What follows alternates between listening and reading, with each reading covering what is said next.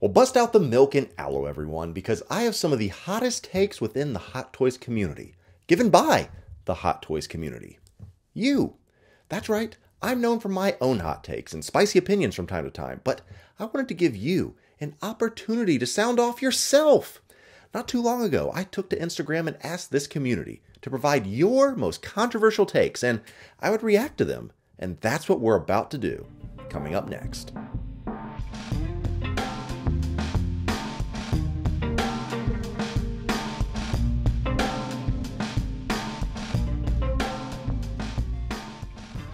Well, hello again, everyone, and welcome back to the channel for what is sure to be a very fun and hopefully educational video.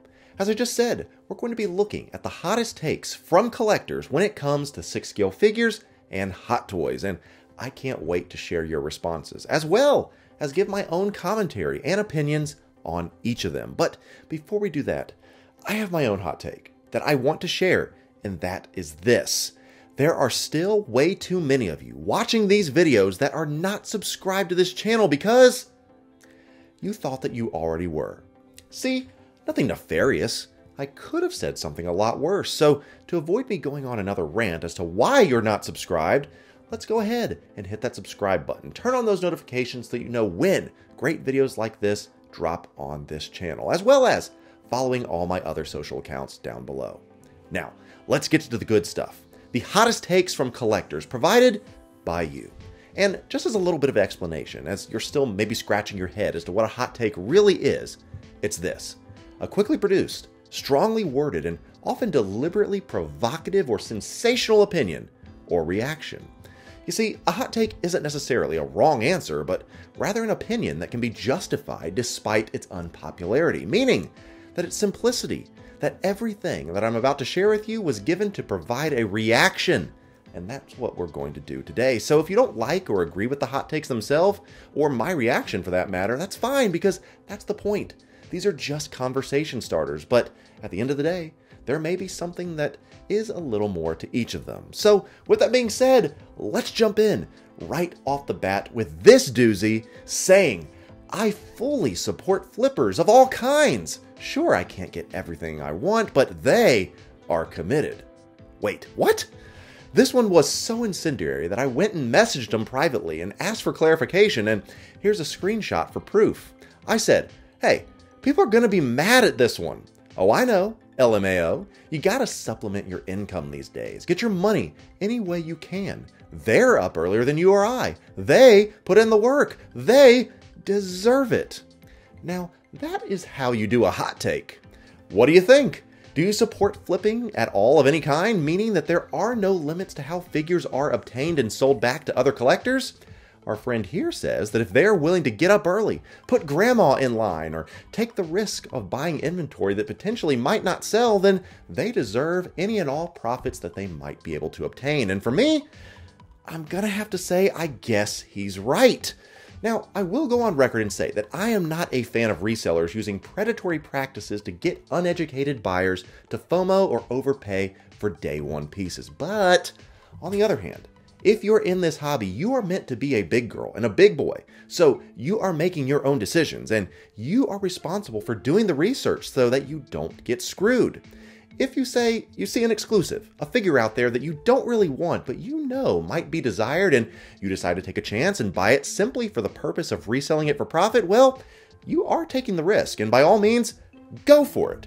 Because for every exclusive that is worth 3 times retail, there's also another exclusive that just doesn't click with consumers, and now they're sitting on all this dead inventory that they can't move. So, to all my collecting friends that bought 4 Captain Rexes out there when he first came out a year or so ago, how's that going? Next up, we have this one. Influencers contribute the most to the toxicity of the collecting community. Ha! How about that one? Is Batman really Batman without the Joker? As Megatron famously said to Optimus Prime, "Who would you be without me, Prime?" Is a community really a community without drama? But I do have to say, this is a fun one. As with any community, there's always going to be a competitiveness and a tribal mindset within it. Since the dawn of human civilization, there's always been that alpha that strives for supremacy, and usually in order to achieve the top dog status, you have to knock people down. that are trying to climb up the ladder. As King Jaehaerys Targaryen famously said, the only thing that could tear down the House of the Dragon was itself. So yes, as ambitious people strive for greatness, barbs and arrows are thrown at one another to advance themselves. And here's the cold truth: people like it. I'm willing to bet several of you clicked this video because you saw hot take in the thumbnail and wanted to know what controversy was about to be thrown out. Despite what people may say, controversy in fighting gets clicks. Now, of course, there's always those online trolls that post randomly just to get reactions, but I will agree that a majority of the toxicity, as people have said, comes from people with the biggest platforms. I'm not saying it's right, but that is the way of things. If you are an influencer out there, it is okay to be controversial. Just don't make that your whole identity. My recommendation to this community is to always take everything with a grain of salt. Have thick skin yourself, and while everyone is entitled to disagree, disagree in a respectful manner and never lower yourself to personal attacks. So, in a nutshell, let them fight. Now, this next one. Exclusives make collecting not fun in most cases. I feel like I've been fairly vocal on this one for my entire time that I've been on this platform. I could not disagree more with that.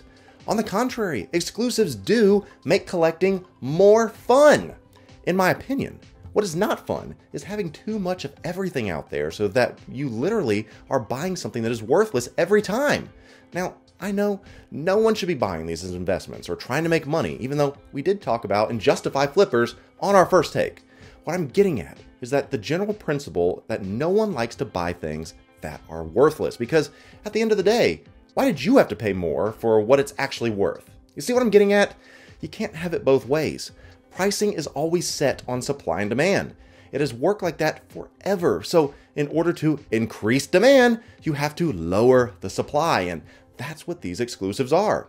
In one of my latest videos, I talked about that in depth and shared that we have to accept the fact that we can't get everything, but if there's something that you really want, you now have a reason to chase it. And I promise you, there is nothing more fulfilling than finally running down a piece that you were actually chasing.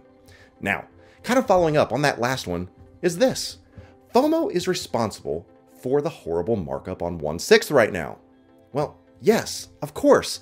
These exclusives have people thinking that they need to have them, and if everybody feels, I need to have this, then the demand is high enough to warrant crazy prices. And you know what? I see every day people overpaying for pieces that they have to have right now. So if y'all keep buying this shit, people are going to keep selling them for those prices. So as we point our finger at FOMO, remember you have 4, or is it 3, fingers pointing right back at yourself, because we are the ones that are driving it. And of course, this is just speculation, but I think we as collectors are starting to figure this out.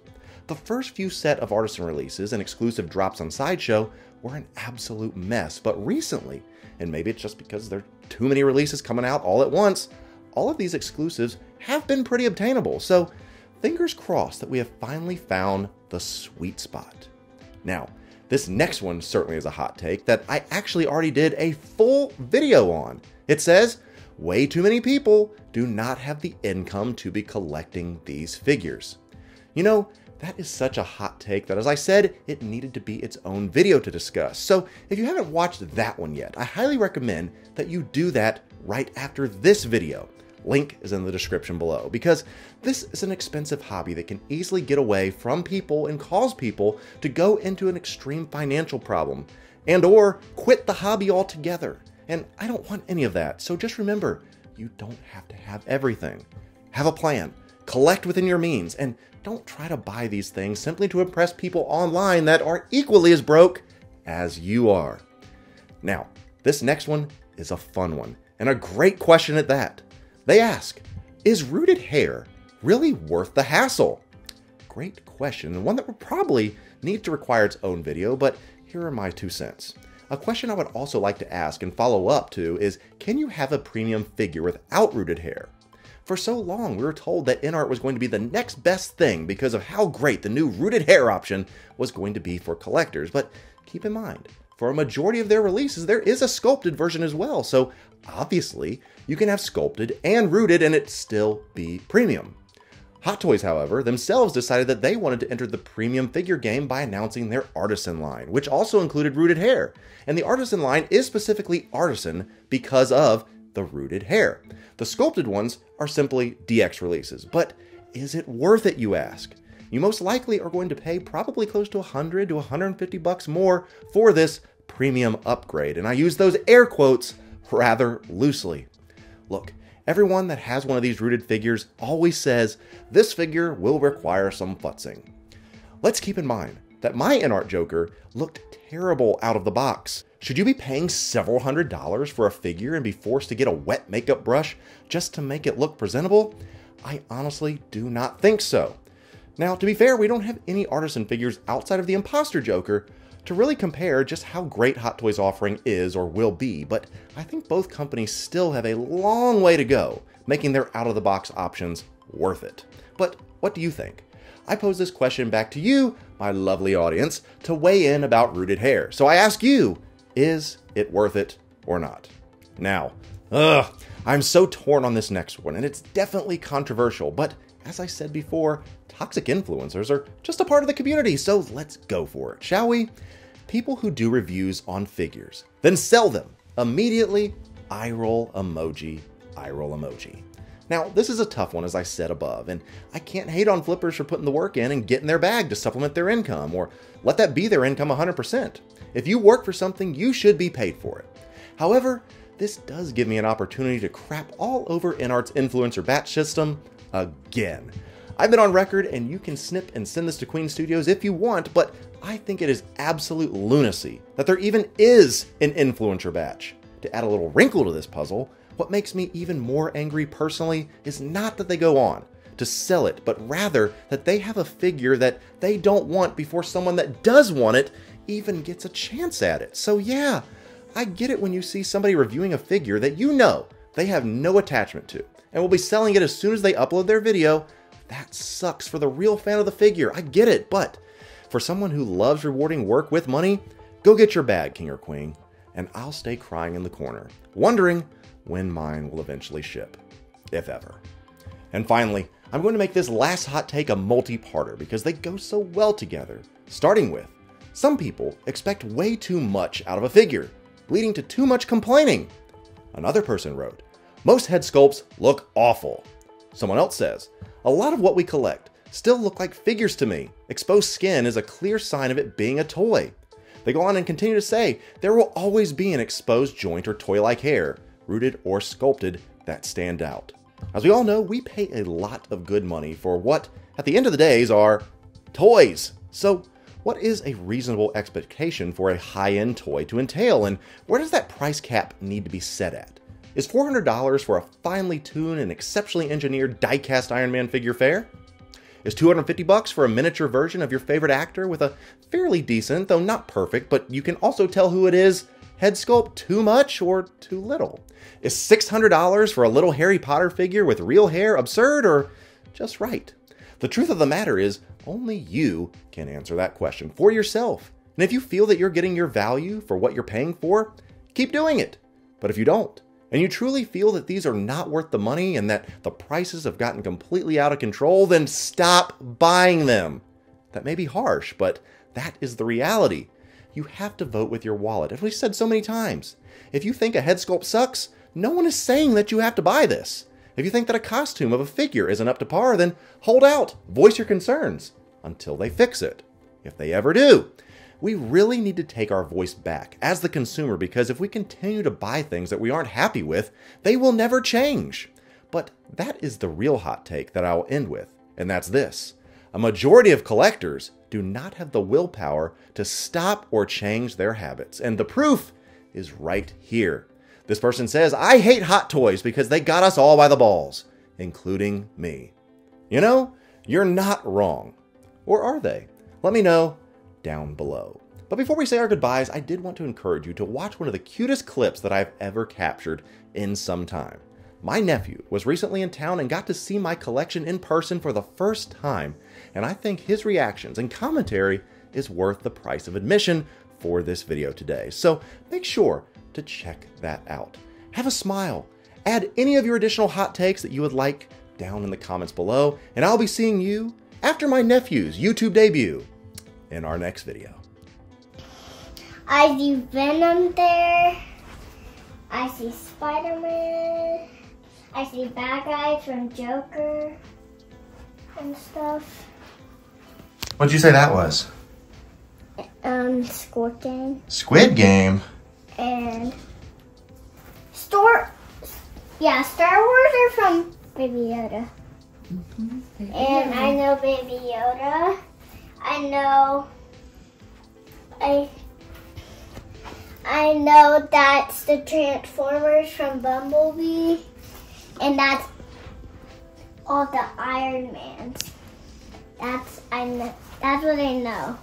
What about, you know what this is? You seen those guys before?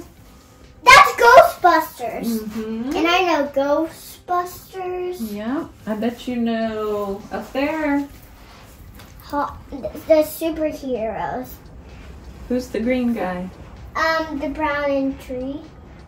Can you see way back there? He may not be able to Hawk. see. Yeah, it's a Hulk. And Spider-Man here. Who's that with the shield right there? Captain America. Mm-hmm. He wears a red and blue white shield. Yeah. And right up there is the Joker. And this is Lady Gaga. That's Lady Gaga. And Spider-Man. I know all of